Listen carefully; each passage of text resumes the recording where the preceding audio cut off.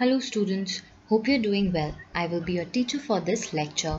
In this lecture, we will talk about ecosystem. This topic is taken from NCERT class 12th unit 4. In this lecture, we will talk about function of ecosystem in which productivity and decomposition is the main topic. देखो इस lecture में हम ecosystem start करने वाले हैं. सो देखो सबसे पहले हमें ये पता होना चाहिए कि इकोसिस्टम होता क्या है. Right? What do we mean by an ecosystem? So देखो ecosystem क्या है? At an interaction of ecosystem is an interaction of biotic and abiotic component. Interaction of biotic and abiotic components. तो जब biotic and abiotic components आपस में interact करते हैं तो ये क्या एक resultant physical structure देता है with each type of ecosystem, right? तो ये क्या है, जब बायोटिक एंड एबायोटिक कंपोनेंट्स आपस में इंटरैक्ट करेंगे उसे आप इकोसिस्टम कह रहे हो. अब इकोसिस्टम के आप दो टाइप के बहुत सारे इकोसिस्टम्स हैं ऑल दो, तो मेजर दो टाइप के इकोसिस्टम्स आप देखो. एग्जांपल्स आपके पास हुआ टेरेस्ट्रियल इकोसिस्टम, टेरेस्ट्रियल इकोसिस्टम. तो वो इकोसिस्टम जो लैंड पे आपको देखने को मिलेगा, एग्जांपल फॉरेस्ट हुआ, ग्रासलैंड हुआ, डेजर्ट हुआ. और दूसरा है एक्वेटिक इकोसिस्टम. तो वो इकोसिस्टम जो आपको पानी में देखने को मिलता है. एक्वेटिक इकोसिस्टम भी आपका fresh water and marine water ecosystem होता है, सॉल्टी वाटर. इसमें एग्जाम्पल जो आपके pond, lake, stream, wetlands, estuaries etcetera. ठीक है, अब आप इनके टू इम्पॉर्टेंट स्ट्रक्चरल यूनिट या structural features of an ecosystem अगर अपन देखें तो आप यहाँ पर देखो स्ट्रक्चरल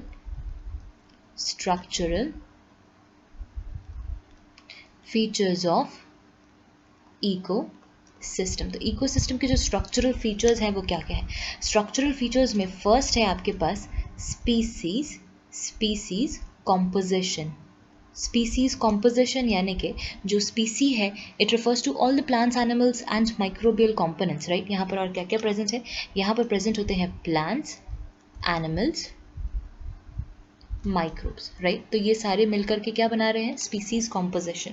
सेकेंड है आपके पास स्ट्रैटिफिकेशन. स्ट्रैटिफिकेशन क्या होता है. स्ट्रैटिफिकेशन एक वर्टिकल अरेंजमेंट होता है, डिफरेंट डिस्ट्रीब्यूशन होता है डिफरेंट स्पीसीज का. ठीक है, सो vertical distribution of different species. This is the vertical distribution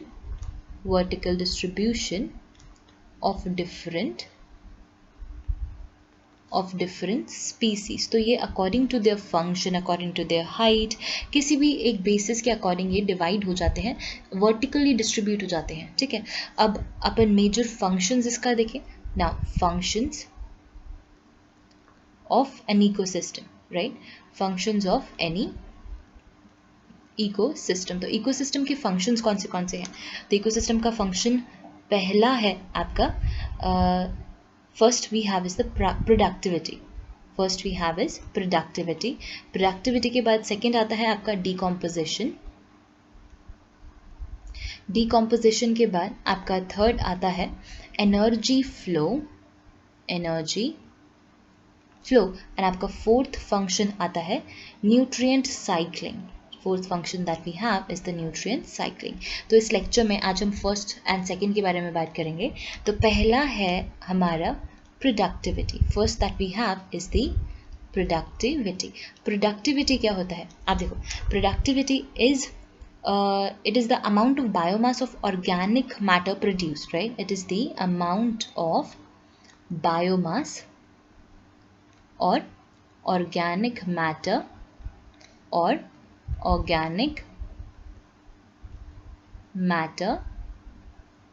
produced. तो ये हुआ productivity. So it is produced per unit area, per unit time या over a time period. Per unit area over a time period. तो इसे आप productivity कहते हो.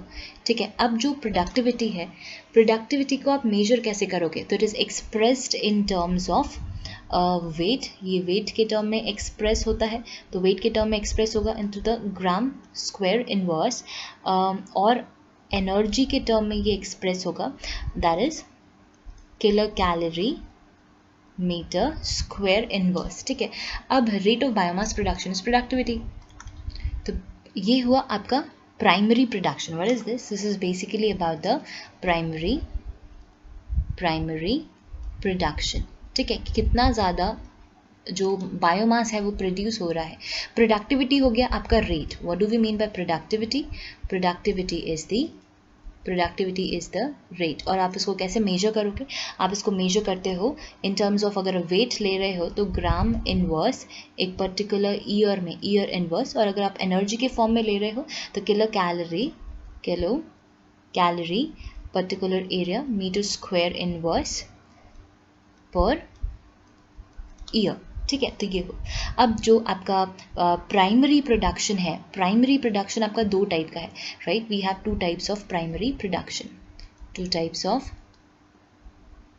Primary production. तो टू टाइप्स में पहला है आपके पास ग्रॉस प्राइमरी प्रोडक्शन, एंड आपके पास सेकेंड है नेट प्राइमरी प्रोडक्शन. ठीक है, नेट प्राइमरी प्रोडक्शन. तो फर्स्ट हुआ आपके पास GPP, that is known as GPP, और ये नोन एज NPP. तो GPP क्या होता है? GPP is the rate of production of organic matter during photosynthesis. ठीक है, so this is the overall total organic matter produced, total organic matter produced. तो ये हुआ आपका GPP. NPP क्या होगा? NPP होता है available biomass, right, for the consumption. So this is the available biomass for consumption. Fine, for consumption. तो आप देखो इसका एक फॉर्मूला है, that is GPP minus R क्या है आपका? रेस्पिरेशन इज इक्वल्स टू होता है NPP. Okay, so what is R? So over here R is the respiratory loss. तो रेस्पिरेशन में जो एनर्जी लॉस हो रहा है उसका. ठीक है, सो ये हुआ आपका बात रिगार्डिंग द प्रोडक्टिविटी. नेक्स्ट आता है सेकेंडरी प्रोडक्टिविटी. तो सेकेंडरी प्रोडक्टिविटी वो होता है जो कंज्यूमर्स प्रोड्यूस करते हैं. ठीक है, अब सेकेंड है अपने पास decomposition. Second that we have is the decomposition. तो डिकम्पोजिशन एक ऐसा प्रोसेस है जिसमें जो कॉम्प्लेक्स ऑर्गेनिक मैटर है, कॉम्प्लेक्स ऑर्गेनिक मैटर, इस कॉम्प्लेक्स ऑर्गेनिक मैटर को किस में ब्रेक डाउन किया जा रहा है? इसको ब्रेक डाउन किया जा रहा है इनटू कार्बन डाइऑक्साइड, ठीक है, वाटर एंड न्यूट्रिएंट्स के अंदर. Carbon dioxide, water and nutrients. तो कॉम्प्लेक्स ऑर्गेनिक मैटर को आप सिंपलर इनऑर्गेनिक मैटर में कन्वर्ट कर रहे हो. ठीक है, अब देखो यहाँ पर जो डेड ऑर्गेनिक मैटर है, जैसे कि डेड प्लांट्स, एनिमल्स एट्सेट्रा, इन्हें आप क्या कहते हो? These are known as detritus. ये क्या है? ये है डेट्राइटस. ठीक है, डेड ऑर्गेनिक मैटर. अब यहाँ पर डिफरेंट स्टेप्स जो इन्वॉल्व हैं डिकम्पोजिशन में वो देखते हैं. तो स्टेप्स में step number 1 that we have is fragmentation. Step number 1 क्या है? फ्रेगमेंटेशन. तो फ्रेगमेंटेशन में आपको क्या देखने को मिलता है? फ्रेगमेंटेशन में ब्रेक डाउन होगा, right? Break down of the detritus. कौन ब्रेक डाउन करेगा? छोटे छोटे टुकड़ों में उसे ब्रेक किया जाता है ताकि सरफेस एरिया इसका इंक्रीज हो जाए फॉर द डिकम्पोजिशन. तो इसको करने का काम है अर्थवर्म का, जिसको आप फार्मर्स फ्रेंड भी कहते हैं. ठीक है, चलिए नेक्स्ट देखें. सेकेंड स्टेप है after fragmentation, it is leaching. What do we mean by leaching? आप देखो, लीचिंग का मतलब होता है जो it is a process by which water soluble, यहाँ पर जो वाटर soluble substances हैं, water soluble inorganic substances run down into the soil. What do? They run down into the soil. तो soil के अंदर ये enter कर जाएंगे unavailable salts के फॉर्म में. किस फॉर्म में? unavailable salts के फॉर्म में. अब ये अवेलेबल नहीं है. ठीक है, अब नेक्स्ट देखो. थर्ड आपके पास आता है, third we have is the catabolism. Third we have is the catabolism. तो कैटाबॉलिज्म क्या है? कैटाबॉलिज्म एक एंजाइमेटिक एक्शन है। कैसा है ये? एंजाइमेटिक एक्शन है। एंजाइमेटिक conversion किसका? enzymatic conversion of detritus into simple organic compounds and then into inorganic compounds, right? So it is an enzymatic conversion of detritus into organic compounds और फिर organic compounds से into inorganic compounds, ठीक है। तो this is the catabolic process. अब ये होता है with the help of bacteria, fungi, ठीक है। बैक्टीरिया, फंजाई, ये ऑर्गेनिजम्स इसमें पार्टिसिपेट करते हैं। फोर्थ स्टेप है आपके पास ह्यूमिफिकेशन। आप देखो ह्यूमिफिकेशन में क्या हो रहा है? ह्यूमिफिकेशन में there is a formation of a dark coloured